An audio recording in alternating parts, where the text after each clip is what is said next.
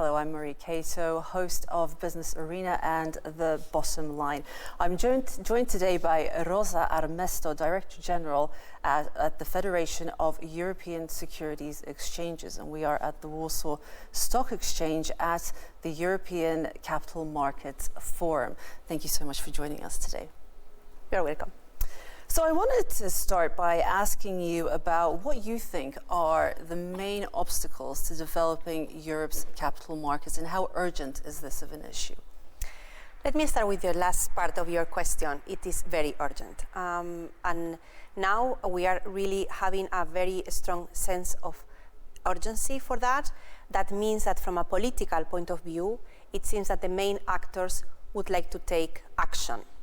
Why is it so important? First and foremost, the US is one of our major competitors. It's not only that going much better than the European Union from a market structure and economic growth perspective, but also the very recent administration, now led by Donald Trump, has already announced within 10 days period a massive wave of deregulation and cuts on taxation, some tariffs, etc., meaning that action is taken there. Therefore, in Europe, we need to try really to address the fragmentation that we have in our capital markets to try to improve the liquidity and the integrity of our economies. Can you tell us a little bit more about what this fragmentation in Europe is and how it comes across in the EU, for instance, and how this issue can be addressed? Sure. Let me give you the example very clearly. The US is one country, one jurisdiction, one currency. The European Union, we are 27 member states with multiple currencies. Obviously, in some countries we have the euro, but not in all, but also with 27 national laws in many different aspects. Yet, there are obviously many European laws, but still we are quite dependent at national level. This is not bad by definition, but we need to try to see what are the areas that will facilitate cross-border activity within the European Union. But this issue of capital markets is not a new one. This has been discussed for many, many years. So why has such little progress been made? And obviously, awareness of the US as a competitor has also been known for many, many years. You are absolutely right. The situation is that, indeed, I think for the last 10 years, we have been working on these developing capital markets, but we have been taking a piecemeal approach, meaning that a panoplia of measures, trying to fix things here and there, but nothing really that has been the silver bullet, trying really to give this improvement and this push that our capital markets need to be competitive. And that's why currently we are under a very important momentum to try to see what are the measures that could happen to really try to make a difference. So would you say that at the moment Europe essentially feels threatened, and this is what is making Europe make some significant steps? You are fully correct. And I must say that probably we do not feel fully threatened, because when we do have a live threat in front of us, like was COVID, for instance, we showed muscle around the world and we coordinated very well, for instance, for the vaccines. Now, the pressure is mounting. That's why I'm quite pleased to see that no matter where you listen to politicians, now the word capital markets is up into the high political agendas. And this sense of common understanding hopefully will make that some bold actions are taken. So what do you think are the three most urgent steps that governments need to take in a unified manner to actually see some results? First and foremost, I think they need to try to increase equity culture. And let me explain briefly what does it mean.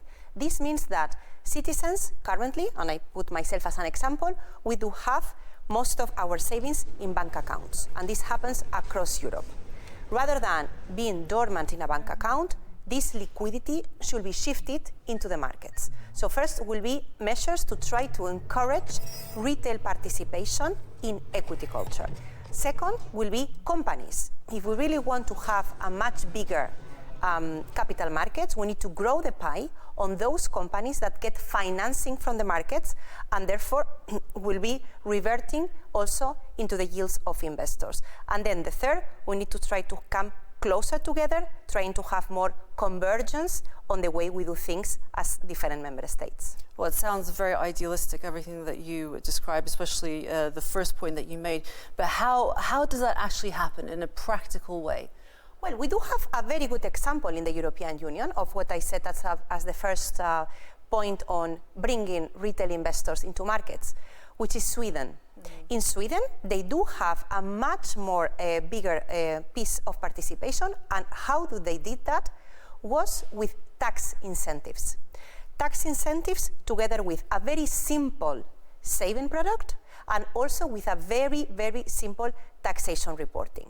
So if this starts getting populating, then people start talking to each other, they see the benefits, they see that they can get returns, it's easy to implement, and this really starts triggering this action.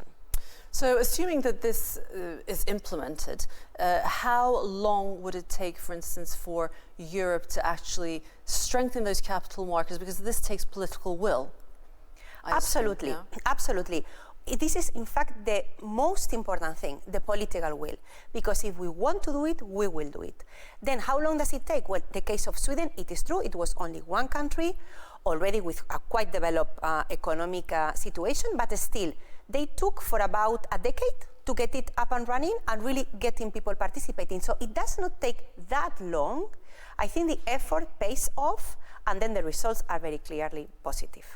Okay, and just as we wrap up, how do you feel that this capital market development, the trajectory of that will take place, knowing that the Trump presidency is essentially in place? Just a few weeks ago, we were talking about it as something that's on its way. Now that it's in place, do you think that that will be a real trigger for Europe?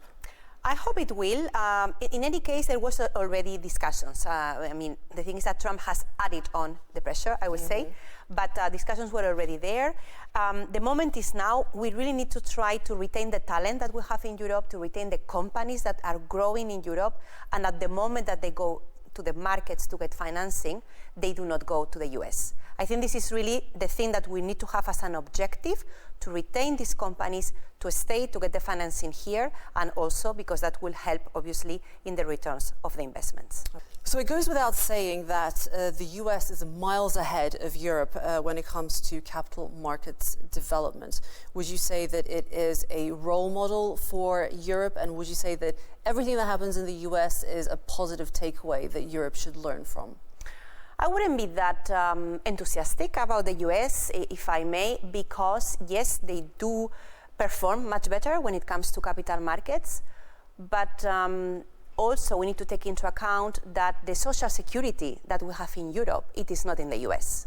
And I don't think this is something I would like to sacrifice as a European citizen. And why I'm saying that, it is because in the US, they do have very high retail participation in capital markets, and this is fantastic. But why is so? Is because the pension gets secured just by that channel. There is nothing else behind that. While, for instance, in the European Union, we do have state support for pensions, but it is true that if we could complement that with retail participation into the markets, we will be much better placed. So yes, it is, I think, a benchmark. It is a source of inspiration. We need to look at the things that work well there, but I wouldn't say that we need to copy-paste everything that they are doing. And what are the best things that work there that we should take away from the US? First and foremost is that they have much less fragmentation. That means that you have lesser players into the capital markets, and those that are playing there are bigger. So things are easier in terms of access, in terms of getting the price of the assets, but also because you have a bigger investor base because it's heavily concentrated in one place. This, in contrast, in the European Union is much more spread everywhere, and per se is not a bad thing as far as we have what is called depth of liquidity. And this, in the jargon, will mean that we do have big liquidity in the different capital markets. So what I want to say is that the US is one country, is one currency. In Europe, we are multiple markets, multiple member states playing, and this is not necessarily a bad thing. And this is why we say that developing the local ecosystems is equally important than developing a good European idea, but the two should come together. The Polish finance minister mentioned in his speech that there are some key priorities. We need to remember AI as a key focus now, the green transition, energy, which is very highly priced, and also defense, obviously keeping in mind the current geopolitical situation. How do we juggle all those priorities, which obviously cost a lot of money, and also the capital markets developments? I mean, that has to take a lot of focus as well. I think there is no choice, because precisely to finance this transition to a digital agenda, sustainable agenda, but also to try to secure the security, we absolutely need to get financing from elsewhere, from banking. So that's why capital markets are not just an option, it's really like the way to go. This is a very important thing. Also, one very relevant point that he mentioned this morning was the fact that we need to also simplify things. Europe has become a machinery of rules, pieces of law, legislation, regulation, and for companies sometimes becomes very difficult to comply with all. It's good that at last they have come out to the idea we need to simplify, and I hope that this is currently what the European Commission will be doing. Thank you so much for joining us today. You're very welcome. And we were joined by Rosa Armesto, Director General of the Federation of European Securities Exchanges. And I was your host, Marie Cato. Goodbye for now.